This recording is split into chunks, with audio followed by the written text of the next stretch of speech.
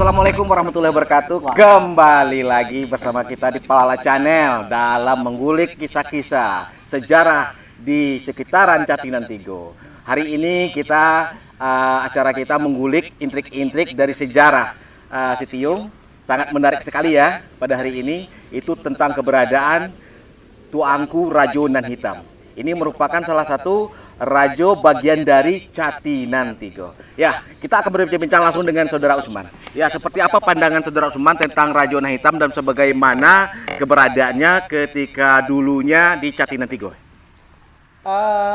Pembahasan Raja Nan Hitam ini sangat menarik ya. Saya punya Raja Hitam biar singkat aja. Oke. Ada beberapa literatur atau dokumen menyebutkan terkait Raja Hitam ini. Palmer kontrol Belanda pada tahun 1906 masih menyebutnya yang di Pertuan Bagindo Raja Hitam. Iya, betul. Dalam Tambo atau dokumen-dokumen yang ada di Sitiung menyebutnya Tuanku Raja Nan Hitam. Iya. Saya menyebutnya Raja Hitam aja biar singkat. Biar singkat ya, oke, sip. Membahas Raja Hitam sebenarnya sangat menarik sekali. Iya. Ini sosok yang kontroversial. Sampai sekarang pewarisnya jadi rebutan lah. Iya, betul. Siapakah yang berhak menjadi Raja Hitam di Sitiung pada masa zaman sekarang? Iya. Ada beberapa kubu di Sitiung yang mengaku bahwa mereka lah yang mewarisi gelar ini, gelar Raja Hitam ini. Ada banyak sekali, ada beberapa kubu lah. Iya. Kan? Raja Hitam bukan tokoh fiktif ya, yang benar-benar ada. Terbukti ada nama-nama itu dalam dokumen-dokumen Belanda, juga Tambo, bahkan tulisan masyarakat Sitiung sendiri. Itu berarti Raja Hitam ini benar-benar ada, bukan sosok yang kontroversial. Tapi gelar ini sudah punah sangat lama sekali sebenarnya. Iya. Seperti Saudara Juli sebut tadi, Raja Hitam adalah bagian dari Catinan Tigo gitu. Iya, betul. Dia Raja Sitiung, ada Raja Siguntu dan ada Raja Padang Lawe. Dan itu Sitiung adalah Raja Nan Hitam ini, atau Raja Hitam ini. Cukup menarik ya. Sebenarnya kita membahas ini agak takut-takut gitu ya. Geli-geli sedap. Bagaimana bisa jadi Iya, betul, geli sedap. Ini masih cukup kontroversial karena ada sumber konflik yang ada di Sitiung ya. Jadi membesarkan nama Sitiung seperti akan ada kalau misalnya video ini naik tayang kan ada keributan lah. Iya. Karena nama ini jadi rebutan sampai sekarang. Tapi sejarah harus disebutkan. Harus disebutkan. Fakta sejarah harus disampaikan. Dia adalah kejadian masa lalu. Tidak boleh dirubah dan harus disampaikan pahit manisnya. Iya, betul. Raja Hitam, kalau dalam catatan Palmer Pandebruk pada 1906 Masehi, dia menyebut kalau gelar Bagindo Raja Hitam ini atau yang dipertuan Bagindo Raja Hitam ini dalam bahasa beliau adalah 24 tahun lalu sudah punah. Sudah punah ya? Kalau dia ngomong 1906 berarti tahun berapa itu? 1882 ya? Iya. 82 ya. Jadi Palmernya menulisnya tahun 1906 Masehi. Iya. Dalam tulisan laporan tersebut dia menyebutnya gelar Raja Hitam ini sudah punah 24 tahun yang lalu. Iya, berarti 1882 ya, betul 1882 Masehi sudah punah. Sudah punah ya. Berarti kalau di tahun sekarang udah hampir 140 tahun. Iya. Sudah 140 tahun gelar ini tak pernah ada lagi gitu kan. Iya. Dari 1882 tahun 2024 sekarang ya. Iya, betul. Berarti sudah punah sangat lama sekali.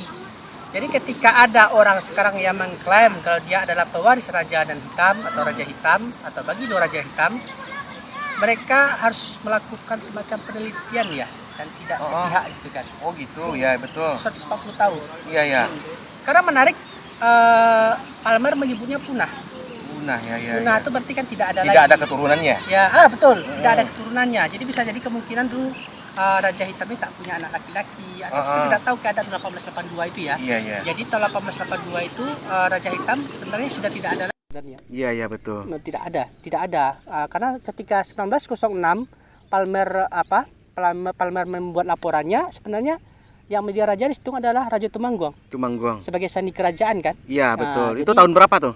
Itu 1906. 1906 berarti. Jadi setelah 1882 itu sebenarnya kan Raja Hitam udah punah gitu. Udah punah. Jadi setelah 1882 ada Raja Tumenggung ini kan sandi kerajaan. Iya, betul. Kalau kita sederhanakan sekarang adalah wakil ya.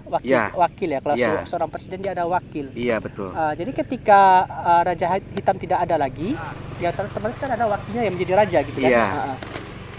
Punah, kita tidak tahu apa yang terjadi pada 1882 itu. Jadi Iya. secara de facto dan secara de jure adalah Raja Temanggung adalah rajanya sejak Raja. 1882 itu. Palmer pun menyebut itu.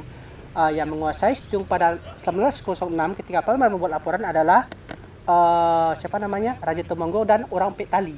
Berarti dari 1882 Palmer ini telah menuliskan Raja Manggung ini adalah raja. Raja Setiung, Raja Setiung. Dan Iya. itu adalah apa namanya, bersama dengan orang Patali. Orang Patali. Mungkin kalau bahasa sederhananya sekarang adalah Raja Temanggung adalah presidennya, orang Patali kayak DPR gitu. DPR kan. ya, atau apa, parlemen-parlemennya apa, gitu. Yudikatif, legislatif, apa Ya, itulah indikatif istilahnya. ya.